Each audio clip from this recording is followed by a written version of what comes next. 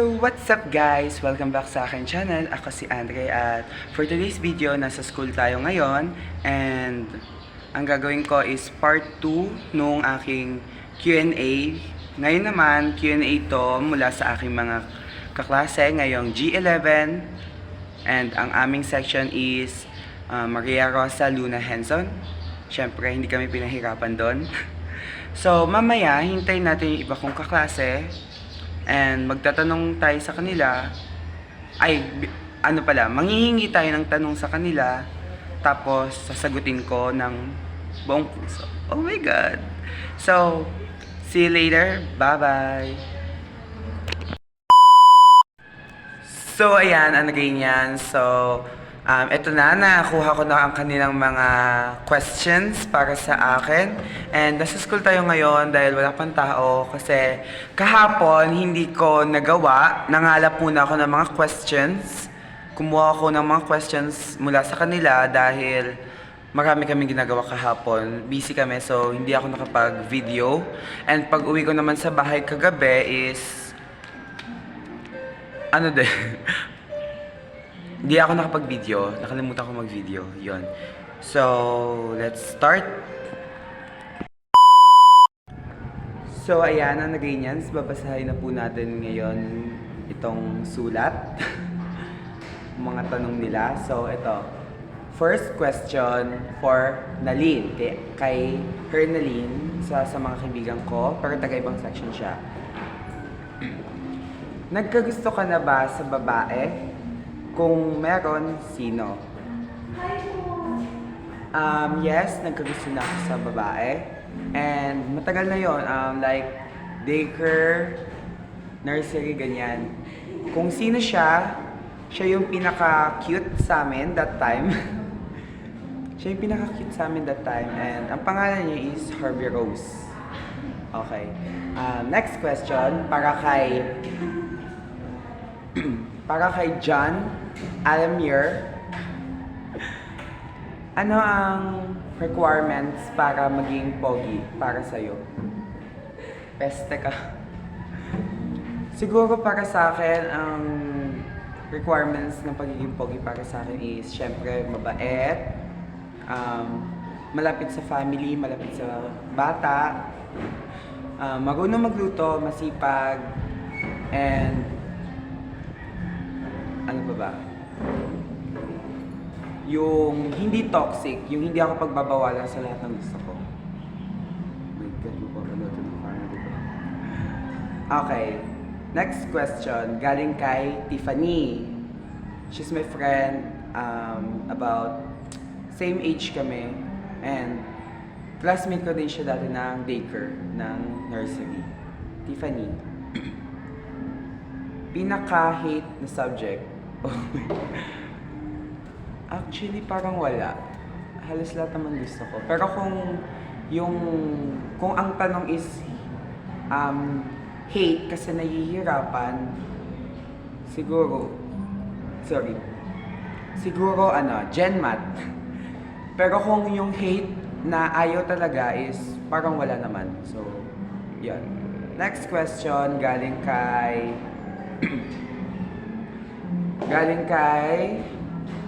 Rosenda. Bilang na ang pilit mata. Ewan ko, paano ko mabibilang yun, girl? Mahirap bilangin. Bilangin natin. Charis. Mahirap count. Too many to mention. Okay, next question kay Ariza. What's your fear ngayon? Ano yung kinakatakutan ko? Kinakatakutan kong... Oh my God. Kinakatakutan kong mawala yung mga friends ko ngayon. Kasi I treated them like as my family, so it's so, you know. And third, next question. Kay Justine, kay RC Buche. Gaano kalaki ang araw, gaano ito kainit? Like, oh my God, paano ko ito masasagot? Hindi naman ako si Einstein na ganun katalino. Pero ang alam ko kasi, ang araw is like 100 times or 30 times na mas malaki kaysa sa Earth. And sa init naman niya siguro mga nasa, like, hula ko lang to 300,000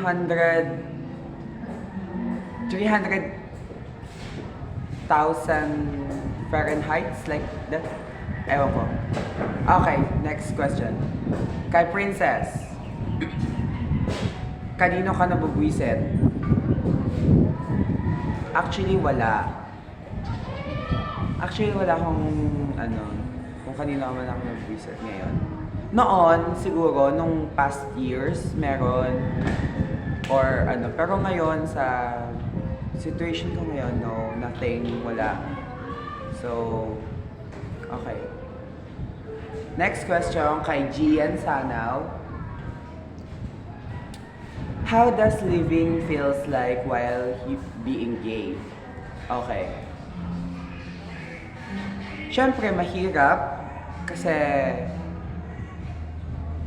in this kind of world, everybody is, judgmental and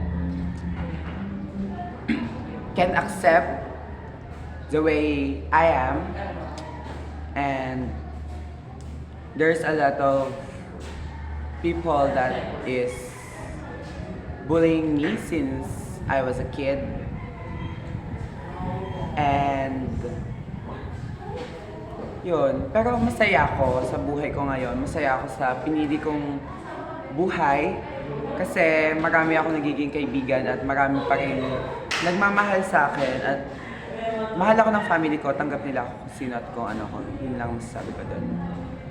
Next, kay Charmaine. Sino ang nakaka-talking stage mo ngayon or natitipuhan? Oh my God. Actually ngayon parang wala. Wala. Sige. Like, alam ko lalabas din naman to pero sige na nga. First day of school, I find him attractive agad. Pero not that kind of attractive na crush ko na siya or gusto ko siya. Parang may nakita lang ako something sa kanya noon. Si Alagado. Si Alagado. And next is Dayan. Si Soto. Sinong crush mo sa room bawal wala? Oh my God, bakit bawal wala? Wala naman talaga. Wala akong naging crush ngayon. Wala pa. Pero dati, meron kaming ka-classmate na naging crush ko dati. Like grade 5. And classmate ko siya ulit ngayon. Pangalan niya is si Leander. Si Guinness. Yun. Then, next, kay Axel. May alam ka bang trabaho seryoso? Yung seryoso daw. Like, oo, syempre, may mga alam ako. Kung yung tanong mo is kung may alam ako na work talaga, meron. Pero kung meron akong alam na pwedeng pasukan or pwedeng mag-work doon sa place na yon, no, I don't have. Sorry. Last question and final question kay Ronaline, my best friend, one of my best friend. How do you see yourself 10 years ago? So, nakikita ko yung sarili ko 10 years ago na makulit, pasaway, at mahilig maglaro na bata.